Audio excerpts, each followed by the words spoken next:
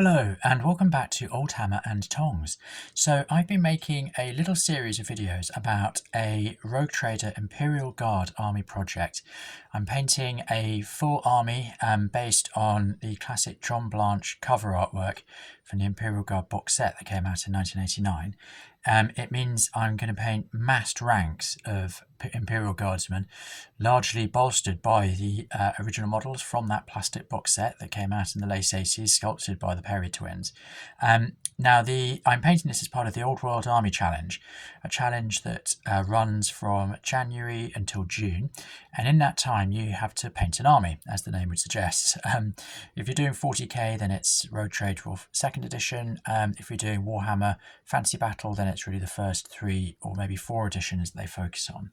But yes, I got off to a belated start with my Imperial Guard, but have managed to sort of speed paint my way back into survival, because I'm not sure if these are going to be Golden Demon winners, but I think they'll be sufficient to get me through January. Now, I've finished the base coats. That's always my priority, is finish the base coats, because if worst comes to worst, I can submit them as my army, as my unit for that month, and go back and touch them up a bit later. But this time I've actually got a couple of days to do some of those improvements. So I thought it would be great fun if you could join me for a bit of hobby time, a bit of painting. So here we go. These are my 10 guardsmen. I've decided to make a support squad as detailed in White Dwarf 109, which was sort of the first Imperial Guard codex. And support squads were basically quite heavy on the old heavy weapons. So you can have 5 heavy weapons. So you'll see here I've got several las cannons, 3 las cannons and 2 heavy bolters. Then you get additional guardsmen with las guns, and then a sergeant with a las pistol. So I've glued them all up, and now I need to do some tidying up. So let's not waste any more time. Let's get going. So to begin with, let's touch up some grey, because that will give us a chance to use this Codex Grey. So this is the Codex Grey that I got in the early 90s. You used to be able to get Citadel box sets of paints, and there was one which was made specifically for epic Imperial units, and it came with some absolutely fantastic colours, including this Codex Grey.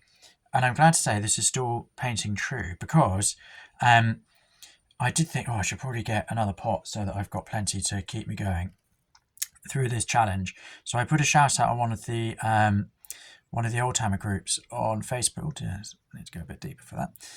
And asked if anyone had one to sell, and nobody did.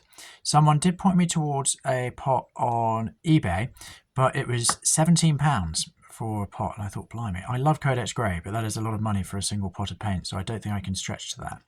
But here we are. I'm just putting it in my little wet palette over here. I'll introduce you to my wet palette, which is completely homemade.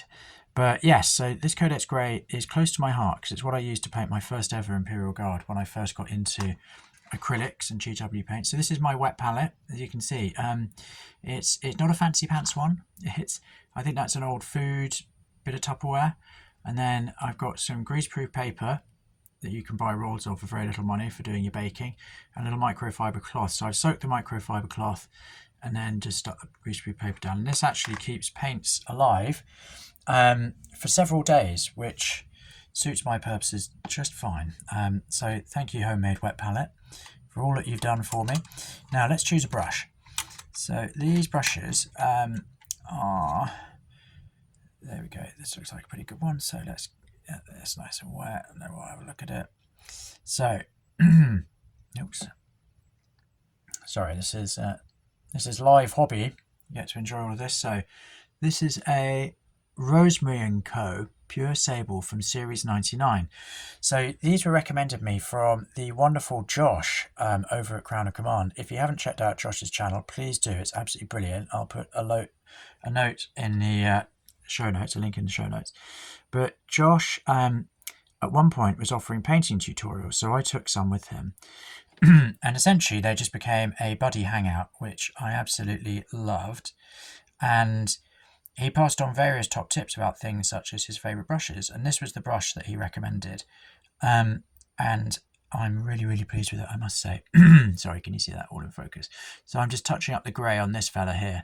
He's going to be a heavy weapons trooper, which is why I haven't got his heavy weapon on it. You'll notice I've not finished his face, so don't judge the poor fellow by his face at this stage. It's not quite done yet. I'm just making sure I've got all the grey areas filled in. Any slight overlaps that I've had are touched up. So like there with the brown. Yeah, there's. I'm painting the back here. There are, of course, infamous stories about early heavy metal miniatures where the backs weren't painted because they just needed to finish miniatures so quickly for the photos that were being taken for marketing purposes that sometimes they just had to compromise, and that might mean not painting a back. There you go. You know, if you're having to paint that many minis in a day, I can understand why people would have to compromise. I remember Mike McVeigh talking in an interview about when he first joined the heavy metal team. He was expected to paint 25 miniatures a day, which I think was staggering. I mean, I struggled to paint one, but maybe that's why I'm not a professional painter. Maybe natural talent is another reason. So there we go. He's been touched up already. You notice I've not put his heavy weapon on yet because I've got some more work to do on that. Now here's another fella. He's also, I think, going to be a heavy weapons. No, he's going to be a lasgun infantryman. We do need lasgun infantrymen. Don't take it as an insult at all, young trooper. So yeah, going back to this project, I am a big fan of narrative. So I've come up with a narrative that this is an Imperial Guard regiment, which is led by a colonel called Colonel Audacian, which is Latin for audacious. So I had to do a bit of cheeky Googling to find that one out. But the story is that Colonel Audacian basically is an unusual Imperial commander because he worked quite hard not to have all his men massacred. So he sort of devised tactics and methods that mean that his guardsmen actually survive much longer than most. But there's a twist in the tale here because the Imperium, the Administratum, have become rather suspicious of Colonel Audacian because he's not losing any men despite achieving all of these great strategic successes. And they think that there might be underhand methods, or maybe he's working in cahoots with chaos. So they've sent loads of commissars to come and keep an eye on him. And the commissars have ordered him to launch a fully frontal assault on a heavily defended heretic position. The entire regiment has to go. So the story that's going to unfold is how Audacian manages this. Given that he's a man of principle who genuinely cares about the lives of his men, how is he going to succeed in his mission, which is to storm this heavily defended heretic fortification, but not suffer mass casualties? He's going to have a commissar breathing down his neck at all times. All of his units have been infiltrated by commissars, so none of his officers are safe. And somehow Audacian is going to have to work it out. So that's going to be the story that's unfolding as this project unfolds with it.